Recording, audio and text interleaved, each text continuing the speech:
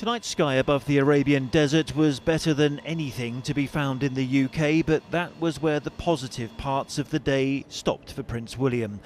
A trip to the Saudi kingdom that was already going to be tricky suddenly became that much more difficult, thanks once again to his uncle, Andrew Mountbatten-Windsor, and more of those Epstein files.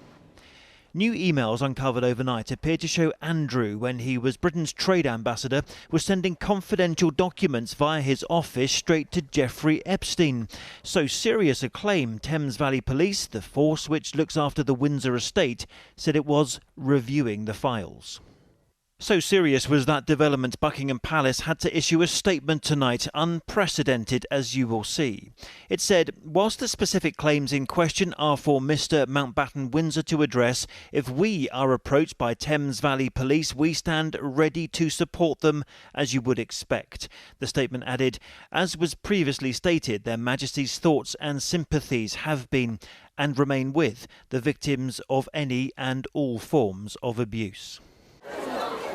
It followed a moment today when, for the second time in a week, the King was shouted at on a visit. Charles, how long have you known about Andrew and Epstein? Once again, the one shouting the question turned out to be a supporter of the campaign group Republic, and others in the crowd did express their displeasure at his interruption. Nevertheless, this kind of thing isn't normal.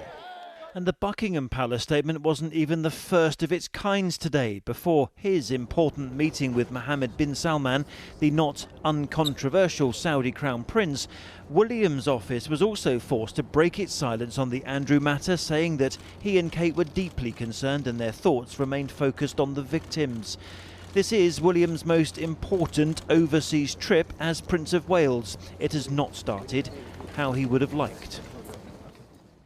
And Chris joins me now from Saudi Arabia. Chris, two official statements from the royal family today, but I think it's fair to say few answers. Yeah, hi Tom. I mean, look, I think if you said to me a couple of weeks ago and asked, do you think Prince William's visit to Saudi Arabia will be a bit difficult, I would have said, well, yes, of course. He's meeting Mohammed bin Salman, the Crown Prince, who a lot of organisations around the world have accused of ordering the killing of a prominent critical journalist. Turns out that wasn't the difficult part. The difficult part was not one statement from Kensington Palace when just before William arrived here, but two statements. And just think about that Buckingham Palace one. It was saying, if the police want our help in any future possible investigation into the allegations surrounding the King's younger brother, then we stand by ready to help them. It's quite something that they decided to release that statement tonight. But when you think of the way in which a lot of things converged today, William's visit here being overshadowed, the King being shouted at again. Yes, I know we think this guy was a member of the campaign group Republic. A lot of things came together. They felt they had to act. But this day, it was not a normal day when it comes to the royal family, Tom. I think me and you can agree on that. Yes, indeed, Chris. Thank you very much indeed. Meanwhile, there were no answers either today for Ghislaine Maxwell, the former girlfriend and close associate of Jeffrey Epstein, who appeared by video link in front of US lawmakers. She immediately invoked her Fifth Amendment rights to avoid answering any potentially incriminating questions. She has, however, pledged to exonerate Donald Trump in exchange for clemency. Maxwell is currently serving a 20-year sentence at a federal prison camp in Texas for sex trafficking. Amid the continuing swirling scandal of the Epstein Files, today behind closed doors, members of Congress tried to question Epstein's accomplice, Ghislaine Maxwell. She's still serving a 20-year prison sentence. This footage of her in jail while awaiting trial in New York was released in the latest cache of Epstein material. As she appeared via video link today, she invoked her constitutional right not to answer their questions. Was Ghislaine Maxwell put under pressure to stay silent today? I have no idea. I mean, she was given an opportunity. We would have brought her in months ago, but she's indicated she was going to plead the Fifth. Maxwell was found guilty of trafficking underage girls to be abused not just by Epstein, but also powerful men around the world. According to Democrats who looked her in the eye today, her refusal to answer questions was damning. Her silence can be bought through clemency. It is very clear that that is the message that she is trying to send directly to Donald Trump himself. They accuse Republicans of delaying justice. We are not stopping. So I want people to understand that House Democrats, we are going to be on their asses. Like, that's just the reality. And what is your message to President Trump in that case? We're going to be on his ass. We have a 34-count convicted felon, and there are people that are still shielding him from any type of accountability as it relates to a child sex trafficking ring. It is time to take the blinders off.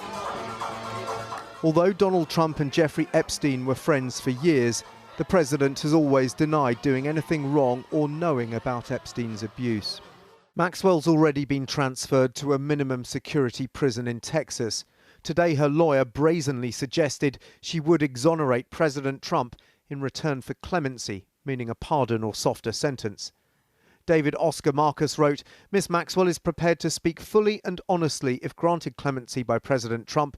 Only she can provide the complete account. Some may not like what they hear, but the truth matters. For example, both President Trump and President Clinton are innocent of any wrongdoing.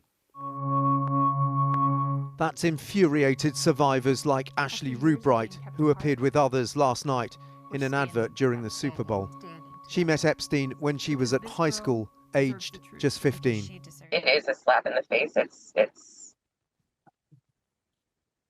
almost diabolical. She's got so much information. This was as close as the world got to seeing Maxwell today. As the TV screen on which she appeared was taken away, her silence was deafening. For those who want to know, who else was involved in the abuse and why haven't any of them been made to face justice? Dan Rivers, News at 10, Washington.